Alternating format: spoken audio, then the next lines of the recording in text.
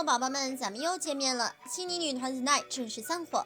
Hello， 大家好，我们是 The Night。 The Night 从出道到现在也有1年半的时间了。这个女团从成团到解散一直都备受争议。据说 The Night 只原本签约了1年，但是因为倒奶事件，七女3播到一半就被停播，所以就需要他们救场。好不容易到了解散当天，他们最后的一张专辑又因为难听直接冲上热搜。这个女团的质量未免让人感到堪忧啊！接下来就和小编一起去看看吧。相比较其他团体 ，The Night 在大家心中是形和神散。为什么这么说呢？因为他们合体的时间真的太少了。由于疫情的原因，这个女团就连最后的毕业演唱会都被取消，专辑数量也仅仅只有3张。最后这张 The Night 还被网友吐槽割韭菜，标价9元1张售卖也就算了，还那么难听，这是都赶着毕业吗？而且 The Night 最大问题就是粉丝不团结，成员们大多都是伪粉。粉丝们都希望自己的idol能够取得好的名次，所以粉丝互撕已经是 The Night 的常态了。粉丝们纷纷叫嚣着解散团体，虽然团体的解散是必然的，但是粉丝喊话解散的原因也是因为害怕自己的偶像遭到捆绑，拿不到更好的资源。团成员也不争气，预言更是因为早期小太妹的黑料被央视封杀，所以本来就为数不多的几个晚会，很多时候还凑不齐人，所以在最后毕业的时候还能够合体，也着实不容易。不过在经历了这么多风波之后，也可以明显的看到每一位成员的成长，而且他们的粉丝数量变化也是非常大的。最让人惊讶的就是第3名出道的许佳琪了，在还没成团的时候，她的粉丝量已经达到了1000多万，但是这1年内她仅仅涨了100多万粉。而且目前许佳琪也已经转战影视圈，成团后已经很少能看到她的舞台了。许佳琪出道前是 SNH48 女团成员，个人条件和业务能力很好，在经理的舞台上，每次出镜都会给大家很大的惊喜。许佳琪的努力上进吸引了不少人的关注，就连人气相声演员岳云鹏都为她加油。就算是团散后，她的资源也非常好。许佳琪的经纪公司巴斯文化还宣布给她成立个人工作室，但是目前她自身还处于转型的模糊定位里，在观众心中也没有什么印象深刻的点，而且她的粉丝经常会给她惹麻烦。之前因为粉丝撕前队友的事情就已经上过很多次热搜，这样的撕扯热搜再多几次，会让路人觉得为什么每次都有她，会让人不自觉地产生不可能每次他都是受害者吧的疑问。许佳琪靠着自身努力招来的好感和关注度，也会被这些极端粉丝消耗殆尽。The Night 中虞书欣也是在参加青你的时候，粉丝数量就达到了1000多万，但是相比较许佳琪来说，虞书欣的粉丝量那可是蹭蹭往上涨，从1080万涨到了1584万。其实这也在大家的预料之中，在节目中他一句让娱乐圈里抖3抖，成功接过许晴手中的作精接力棒，被调侃作业本成精，简称作精本精。节目中一个小小的磕碰都能嚷嚷半天，凭一己之力气到老师不想说话。但是就是这样做的性格，让他收获很多观众的喜爱。不过走红的虞书欣并没有在女团的路上奋斗，反而依旧还是去演戏，一口气接了好几部的女主剧不说，现在的虞书欣资源可谓是爆棚。但对于市场来说，这样的同类型小花不少，竞争较激烈。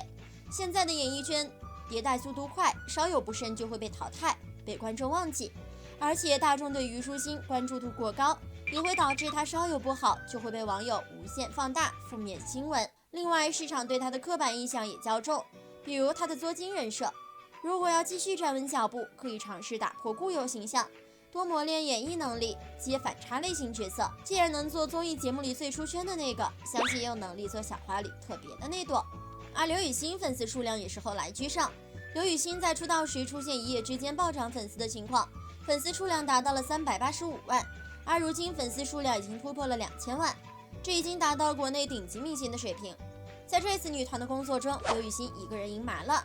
当然，刘雨昕也配得上这样的成绩，无论是个人能力还是敬业精神，都是女团中的榜样。C 位出道的刘雨昕是组合里的流量担当和唱跳实力担当，被圈内很多前辈看好，觉得她是下一个李宇春，终有一天可以成为重量级的艺人。在组合期间，很明显可以看出刘雨昕的发展道路，她一直在唱跳领域发展。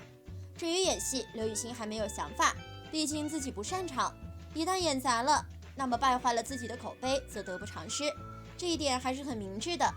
组合解散之后，刘雨昕没有了束缚，不用再被组合困扰，最大的好处就是可以披荆斩棘地发展唱跳事业，创造出一首又一首的歌曲，逐渐在歌坛拥有一席之地。期待刘雨昕的个人发展，只要不出意外，肯定不会太差。预言虽然黑料丰富，但是他的粉丝数量还是非常庞大的，从刚开始的187万到现在已经有951万了，而且很多都是死忠粉，一直都在不停的为他洗白。自从成团之后，他就一直处于半封杀状态。之前 The Night 经纪公司爱豆青春发布通知，预言因突发身体原因无法参与新综爆裂舞台的录制，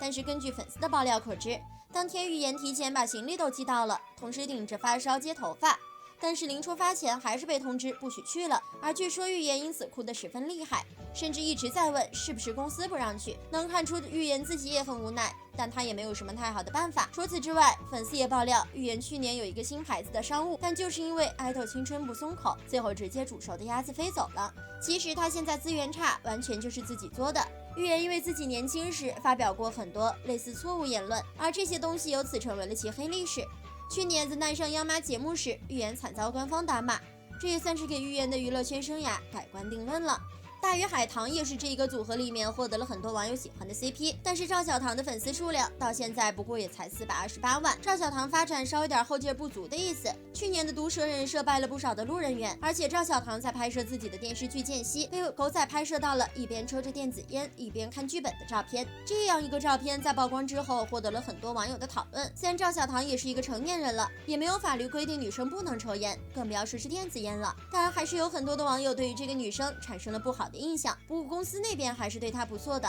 资源什么的不用太担心。而且他家里挺不放心他在圈里独自发展的，找了业内相熟的朋友帮衬帮衬。总的来说，赵小棠这2年在娱乐圈里面的发展应该算得上是非常不错了。虽然和顶流明星以及实力明星有非常大的差距，但是作为一个刚刚进入娱乐圈里面的新人来说，他在各方面的资源都是非常不错的。出道第6位的安琪，原本出道时230万的粉丝，现在却只有600多万的粉丝量。话说安琪的出道排名一点也不差，9个人中他第6名出道，排在9个人的中位区。按理来说，他应该有更高的镜头和曝光率，但是谁也没有想到，1年后他的热度不升反降了。还记得在节目播出的时候，安琪的人气很高的，出场第1次公演就征服了全场，圈了不少粉。之后更是担当了队内的小舞蹈导师，实力那么强，性格也超好。但是当陶官宣了安琪在队内的队长职位后，他就遭受了一些非议。其实单单对于队长的任职，大家的态度还没有那么反感。偏偏是选出队长之后，陶直接把安琪空降到了第2名的位置，从虞书欣开始都往后顺延立位，这对粉丝们来说是不公平的。大家觉得自己辛辛苦苦打投出来的位次，就因为安琪一瞬间都没了，之后的资源以及别的待遇自然也会随之下降，这给谁都不愿意。谢可寅的粉丝数量也有一定的增长，现在也达到了956万。当初在比赛时人气还是挺高的，但热度关注度马上就降了下来，主要还是曝光比较少。他之后的资源基本都是陶那边给的综艺资源，其他的就是一些合体通告了。他之前公司真的给不到他什么好资源。了解他的人都知道，谢可寅最初的梦想并不是成为唱跳女艺人，而是想要成为一名女演员。从他录制《青春有你2》的初视频就看得出来，他有着很强的表演欲望。他也在我就是演员的舞台上实现了逆风翻盘，在和马嘉祺演的《少年的你》也确实是让谢可寅获得了于正的注意。在看完了谢可寅投入的表演后，于正也是发出了演戏邀请。尽管于正不可能给谢可寅很重要的角色，但是对于从未拍过戏、每次试镜都没有拿到角色的谢可寅来说，能够得到这样一位大导演的邀请，肯定是喜出望外了。而后接了不少戏，档期也是满满的，也期待他能给我们带来惊喜。孔雪儿目前的粉丝也达到了933万，小编认为孔雪儿是最适合做偶像的艺人。她成团后最大的收获还是路人缘方面的变化。相信很多网友之前刚认识孔雪儿的时候，都会被她这张脸骗了，一直认为这个姑娘比较绿茶。可是充分了解之后，没想到长相如此好看的姑娘，竟然私下是个铁憨憨。也希望这个姑娘的发展能够越来越好，多去演一些冷艳反派女二，感觉适合孔雪儿的打开方式。压线出道的陆柯燃粉丝数量虽然增长慢，但是到现在也有914万了。陆柯燃可谓是后来者居上，是小编万万没有想到的事情。没想到这个饱受争议的姑娘，这1年逆风翻盘还真是精彩。先是逆转了大家对她的固有印象，用一首气质类型的打开方式，成功扭转了大家对她的看法。再是粉丝方面的努力，支持着陆柯燃的所有商业资源，也希望陆柯燃能够继续加油，和粉丝一起创造属于他们的奇迹。总的来说 ，The Night 这9个姑娘 ，The Night 组合的发展都还不错，算得上是娱乐圈目前排行前3的女团之一。希望各成员以后的发展能够越来越好。不过大胆预测一下，